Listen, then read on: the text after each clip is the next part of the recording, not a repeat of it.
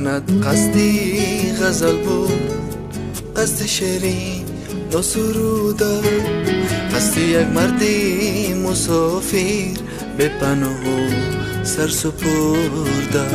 به شزاری خالی من برده ای دستانی پاییز، صد بهار آید ولیکن بر نمیگردی تو هرگز. خانه خالیست خانه ای ما، خانه ای قشنگ و زیبا، خانه خالیست همه سرسان، خانه بی تو مثل زندان.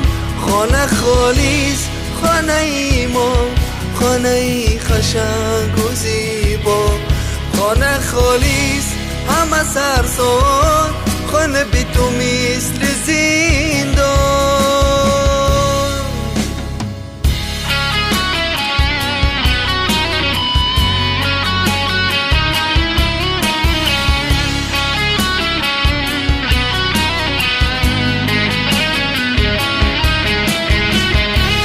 پشتی سر افسانه گل، پیش ره باغی خزان پوش، یا که من باید بمیرم تا تو را سازم فراموش.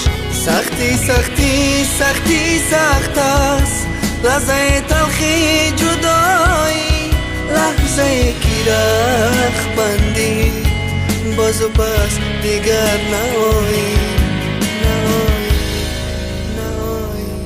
خانه خالیست خانه ای ما، خانه ای قشنگ و زیبا، خانه خالیست همه سرسان، خانه بی تو مثل زندان.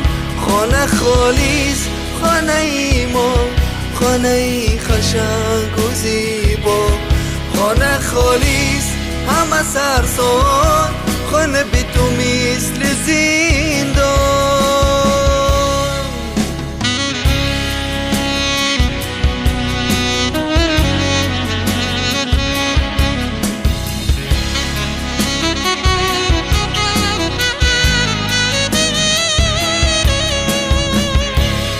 رفتنت قصدی غزل بود، قصد شیرین نسروده، قصد یک مردی مسافر به پناه و سر سپرده.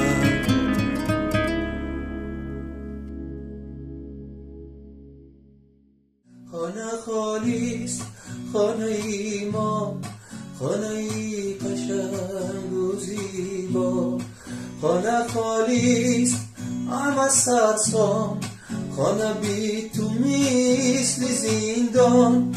خانه خالیست همه سرسان، خانه بی تو مثل زندان.